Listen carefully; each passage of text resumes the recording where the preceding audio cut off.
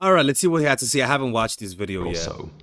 I moved to Chicago as a newly single man, and for the first time in a couple of years, I was taking advantage of the bar scene, taking advantage of the dating apps, and honestly Mm-hmm. having a great time meeting lots of new women and going on lots of new Oh, it's dates. fun. Now, from that experience, I've learned a lot about what I'm looking for in a potential partner, and also exactly how to play the game of modern romance. But I've also discovered there is a huge hidden cost to this method of casual dating. And that's what I'm going to talk to you about in today's video. He speaks a little slow. We're gonna give Hello, him my some name is crack. James, and I'm on a mission to create a generation of gentlemen. So, what exactly is the hidden cost of casual dating? Well, there are costs on numerous fronts. He, First, let's this dude talk looks. about the He looks so fucking rich. It's crazy. Like, just like rich shit. Like, it's crazy how rich he looks. time investment. Let me first Even say his this. eyebrows are For a curly. while, I believed that because I'm a very busy man, I run my own business, I am completely independent in terms of the way that I manage my money and the way that I manage my time. I didn't have time for a serious relationship. I didn't have time to meet the one and to be in a committed relationship or marriage. But what I've realized is that I'm gonna actually pause it quickly. I promise you, it's not that he didn't have time. It's just that a lot of the times these successful men are very have an emotional attachment that's distant, like a distant emotional attachment. And so they unconsciously put themselves in a position where they're so busy that they can't meet a woman. But it's not that they're actually busy, because trust me, every person has time. It's just an unconscious way to keep a woman at bay. It's really a reflection of your avoidant attachment style or dismissive, one of the two. But everyone has time for everything. I don't believe I don't have time, because love is not a decision. It's a compulsion to be with a woman. No person with a rational mind will decide to be with someone like rationally. Like it's only when it becomes an addiction. Like something about you creates a compulsion to be with you. If not, there's no reason for that. casual dating is way more time consuming. And there are a few different reasons why. Firstly, there is the literal time spent. If you are dating multiple women at once or Let you're me see what he said. in a committed relationship or marriage. But what I've realized is that actually casual dating is way more time There you go. consuming. And there are a few Mm-hmm. different reasons why. Firstly, there is the literal time spent. If you are dating multiple women at once, or you're dating one woman after the other, you are spending hours and hours going on first dates. And depending on how many dates you do, this could be as little as 2 to 3 hours, could even be up to 12 and 15 hours a week. Now imagine if you just spent that amount of quality, focused romantic time with one person. Not only would you not need as much time to get the same levels of fulfillment and to give the same levels of love, but you'd also be so much more fulfilled and happy with the time that you did spend with that one person. As well as time invested, though, you have to look at the return that you're getting on that time invested.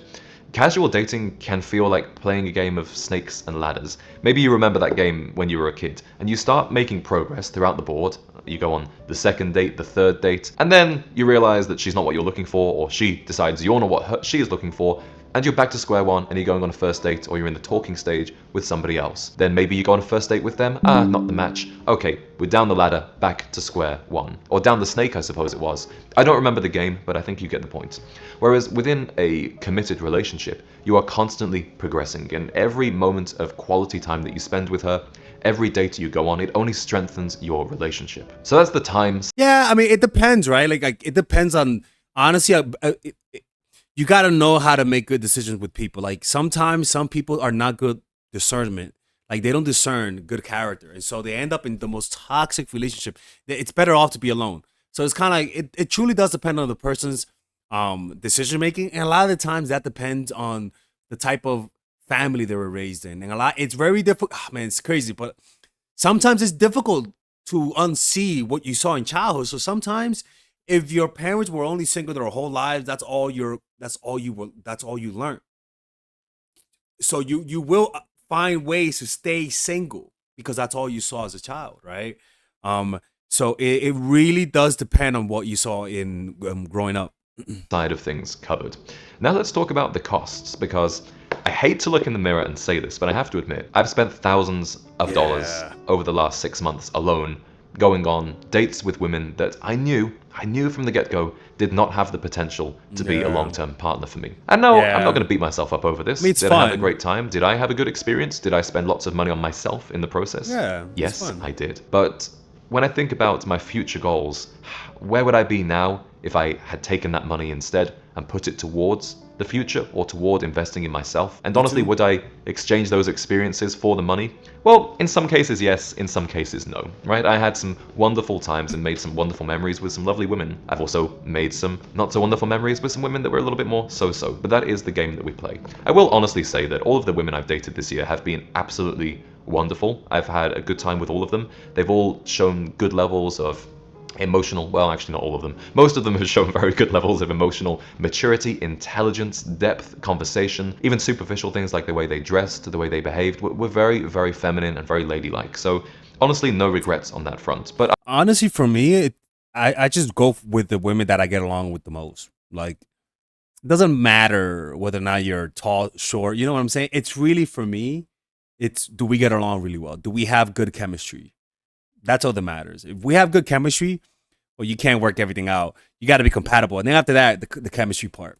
I still knew in my heart of hearts that it wasn't what I was looking for, yet I continued to invest my time and my money into those relationships. Now, on the other hand, if I'd taken that money and invested into a relationship with just one woman, we'd been able to go, oh gosh, for that money we could have gone on trips together, we could have gone to lovely restaurants, we could have gone on weekends away, we could have been on adventures around the city in Chicago, we could have played golf together. There are so many ways that I So could have fucking invested that white. money into one person that would leave me in a much better place today. Now, of course, you have to find that person, and I'll come on to that. Sorry, bro. I don't mean that in the bad way, but it's like the most white thing ever, man. Hey, man, I fucks with. I like him. I like him a lot. In just a moment. But it goes to show, again, that snakes and ladders game of casual dating, where you invest, you put your time, you put your money, you put your energy into them, and then you're right back to square one. And if you want to Yeah, talk I can about see the that. energy levels It's and the exhausting. emotional investment that comes with casual dating, this is probably even worse for women than for men. And there is a scientific reason why. When women sleep with a partner, they release more bonding hormones than a man does. So it's understandable why they get more emotionally attached. And therefore, it's understandable why they would be more likely to want to withhold sex until they feel a level of commitment from you. Although, obviously, lots of women today don't do that. But still, as a man, you think about her, right? Even when you're just dating casually, you're texting her, you're considering what to say next, where to go next, planning the dates. Probably the biggest drain for me, though, has just been the literal hours on the clock that I would spend with these women, and very much so the late nights, staying up all night. I'm not saying we weren't having fun, obviously playing Scrabble all night is lovely, but the knock-on effects that would have on my work, on my productivity, on my physical health as well. Running on 3 to 4 hours of sleep, 2 to 3 nights a week, that is so detrimental to my goals and to my mental performance, my physical performance. And yes, it may have been fun, but ultimately, again, coming back to this value proposition that casual relationships offer, was it worth it? I would say no, it probably No, wasn't. it makes you jaded. It makes you jaded. You get bitter. There comes a point when, and that's him being a good-looking guy, right? I mean, the guy looks rich as fuck, so any woman will. Oh, yeah, he's good looking too and well mannered. But it's also the fact that when you're not as good looking, you're not like you're dealing with rejections. You're getting angry at the opposite sex. You're just getting furious, to be honest with you. And yeah, like that's a real thing. Like you definitely get mad. Um, and that over time ruins any possibly good relationship you could ever have. So Whereas when you're pursuing things with somebody that you are taking more seriously, there may be more of a tendency to actually take things slower, to not do the sleepovers until you believe there is the real potential for something serious. And when you take things slower, things are also less crazy. One thing I don't like about casual dating is that there is always this new novelty. There's always the dopamine and the excitement of somebody new, and feeling like you want to take advantage of that moment. You want to seize that opportunity. Let's stay up all night together. Let's go to this restaurant. Let's go away together. Let's feed and enjoy this bonding hormone, this dopamine, this rush that we have because we just discovered each other. But then you end up doing that 3 to 4 times with 3 to 4 different women consecutively, and it just leaves you feeling completely burned out. Yeah, it's not magical anymore, and for the girl, it's fucking magical, and you're like, that's not good. That type of disconnect is not good. You got to share these experiences, not take it through your experience that you're already tired of. You know, like it's one of those things. This is why one of the arguments, at least that I have against age gap relationships, I'm not against it, but if there's one argument, is that the older guy has seen it all, and the girl, then it's kind of like Jack from Titanic, where you're taking Rose to a new place and you kind of enjoy seeing her reaction. So that, I guess that's a little different. It's not the same. Ah, fuck. I've made It's it my no white secret. guy. The knock taking more seriously, there may be more of a tendency to actually take things slower, to not do the sleepovers until you believe there is the real potential tendency to actually take things slower. But was it worth it? I would say no, it probably wasn't. Whereas when you're pursuing things with somebody that you are taking more seriously, there may be more of a tendency to actually take things slower, to not That is so true. Like over the years, I've noticed myself slowing down and telling women who want to speed up to slow the fuck down. Like, actually, I haven't told them, but in my mind, I do. Like, it's like, oh well, I was thinking third date, but I gotta learn to say no, because I do want to, but a part of me is trying to be disciplined, but then I always give into it. But yeah, like, because it's true, man. Like, if you want something serious, you gotta go slower. It's as simple as that. It bonds the connections deeper when you go slower. do the sleepovers until you believe there is the real potential for something serious. And when you take things slower, things are also less crazy. One thing I don't like about casual dating is that there is always this new novelty. There's always the dopamine and the excitement of somebody new, and feeling like you want to take advantage of that moment. You want to seize that opportunity. Let's stay up all night together. Let's go to this restaurant. Let's go away together. Let's feed and enjoy this bonding hormone, this dopamine, this rush that we have because we just discovered each other. But then you end up doing that 3 to 4 times with 3 to 4 different women consecutively, and it just leaves you feeling completely burned out. Whereas when you're building something real, yes, there will be that rush, there will be that excitement, but you don't have to do things quite so quickly and quite so sporadically. You can actually build it in a more slow, in a more genuine way. So where does that leave me now as a single 27-year-old living in Chicago? One of the reasons I don't regret this period of casual dating is because it did help me figure out exactly what I'm looking for. I know what a good date feels like, I know what a bad date feels like. I also know what to look for on a first date that will indicate whether or not she is the type of woman that I am looking for. During this time, I've also figured out a much clearer idea of where I'm headed in the future and the kind of role that I will need my wife, my life partner, to play in that future life. Simply, I don't know if I had that figured out a year ago, a year and a half ago. Certainly didn't have that figured out 3 or 4 years ago. But now that I do have that figured out, it's time for me to be much more intentional with my dating. Sounds like a very mature guy, but we all know, for me, when something sounds too perfect, I'm a little skeptical. But he seems, damn, man, he's mature. He's looking at me, judging me. No, he's mature, man. Holy shit. Process. And that means not just going on dates for the sake of it, not just dating recreationally. And quite frankly, my life is full enough without that kind of stuff. I love spending time with my friends, I love spending time outdoors, I absolutely adore my work and growing my business. I have a great relationship with my family, even though they are a long way away, we still spend a lot of time talking together. So I don't need to go on a date every single week with some random girl from Bumble to fill any kind of void. Am I using dating apps? Yes, I am. And the reason And that's what he said right there, void. People who don't take you seriously on dating apps are just filling a void. You just don't know it. Where, you know, like, it's, man, it's just that a lot. Oh, hell no. It's just that, oh, fuck, that's my painting. There's a lot of people that are very dishonest online that give you the impression that they're serious when in reality they're not. That's the issue, is that people are not honest about their true intentions there, and you could get jaded dealing with people who don't want what you want, but you thought they did because they told you. Like, that shit could fucking piss you off. why is because dating apps do help you see from the get-go whether somebody may or may not be compatible with you. And personally, this may sound shallow, but I have a very clear physical type that I like. I know exactly what I like, actually. And it's always been that way ever since I was a little boy. So for me to be able to see that up front is incredibly helpful. But you can also see things such as political views, religion, interests, and the way they present themselves on the dating app. It tells you a lot about them. So I do like that for a highly focused approach. At the moment, I haven't found anybody on the app that I have particularly wanted to go on a date with, but that's okay. I'm also just focusing more on going to the places that I enjoy going to, being extroverted, being socially open, striking up conversations. And if I feel like the fit might be there, if they may be what I'm looking for, then absolutely I will invite them on a date. And when it comes to the dating process, I'm taking things a bit more slow and steady. We don't have to go for the extravagant dinners right away. Let's actually There do you go. something outdoors. I think it's partly my own laziness that has been insistent on dinner dates all of the time. Yeah, Because laziness. it doesn't require any imagination from me. I don't need to think about what she may like, think about our shared interests. Dinner, everybody likes eating food, everybody likes restaurants. But maybe it would be fun actually to perhaps take a boat tour down Chicago. Maybe it would be fun to play mini golf. Maybe it would be fun to go to a farmer's market, to go to a gallery or a museum. And then, once a connection has been established, maybe then we go for a nice romantic dinner. Maybe then we even go for a weekend away.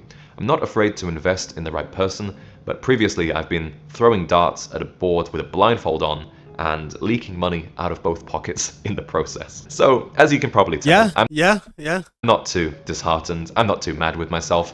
If anything, I can only laugh at my own naivety and just my own boyish enjoyment. I mean, the guy's a mature guy. He's definitely gonna keep being rich in the future. But he dates with a purpose. Like it just seems like he dates with a purpose. He knows what he wants. Like it's very you can sort of hear the lines, straight lines, you know. It might be a little controlling, but who knows? Yeah, like that. It's interesting. It's very interesting seeing how other guys see dating and stuff like that. It reflects on me, to be honest with you. It reflects that I'm very immature. That I need a lot of growing to do, to be honest with you. I imagine he might be younger than me, but I watch him and I'm like, oh man, I wish I was that mature. You know, I wish I had that much self control. You know, that's what happens, man. Anyways, man, let me know what you guys think about this. Look, casual dating definitely has hurt people more than people imagine. When you enjoy the access to women like that without having to do that much work, it does affect you as a guy, and it does affect women. You know, women get depressed from casual dating all the time. You know, and they don't realize, a lot of women don't realize that a lot of the depression comes from casual dating. I mean, not all of them, but you know what I'm saying? Like, especially if they live in the city. Anyways, let me know what you guys think about this. You guys be safe. Do you give off Terminator vibes because you're so masculine? Or do you give off nice girl, creepy, and needy vibes because you're just too feminine? The problem is that both sides suffer greatly in their business life, relationships life, and friendships with family and friends. And if you don't know how to fix that, you will repeat the same pattern your whole life and never escape. Well, guess what? I have a course for you, and it's called The Feminine Woman. It's pretty much a course on how to increase your self-esteem through practical means, not through giving you guys affirmation and wishing that you stop being Terminators or you stop being needy and creepy goldfish. No, I'll give you practical things that by you doing this, if you're too masculine, I swear, people will say there's something in you. You look more relaxed. You're just more comforting. You become more emotionally open because I teach you guys those strategies. It's a 5-week course. If you're too masculine, you are successful in life. You are successful in business, but you struggle with connecting. And so that course will give you practical things that if you're a Terminator, you'll come out human, people. Like you'll just give off a more relaxed vibe. It's what I did in my life to heal me from my toxic masculinity. It's a 5-week course, and in that I teach you guys how to let go of the past. I teach you guys how to use your feminine energy to influence without being too sexual, which might sabotage you. I'll teach you guys how to use the masculine to be assertive without scaring people off because sometimes it could be too much. It's a course that balances those things out. Okay, so if you go Bronx mode, if you're too Beverly Hills mode, I'll teach you guys how to go Bronx mode. or better yet, south side of Chicago type of shit. Well, now you're just a serial killer right there, right? And with this course has a 30-day money back guarantee, and if you purchase it, you guys also get access to my to the Zoom meditation group where we both meditate, or we all meditate on a weekly basis, and you guys get access to the WhatsApp group. And it's really a good course. If you guys don't like it, just ask for your money back. I mean, you guys can see the reviews right here. A lot of people like those reviews, and you'll see the results. And if you don't see the results, then I'll just give you your money back. Like I'm not gonna scam you guys if it doesn't work, but I know it's gonna work. So you do that now. Don't end up like Frida Kahlo. All right? Don't do that shit. Y'all just think you guys can break my rules and tell people you watch my channel. You can't do that. Okay? So purchase that right now. It's a lifetime. You get lifetime access to that course, and I'll see you guys inside. Take care. Let's continue with the video.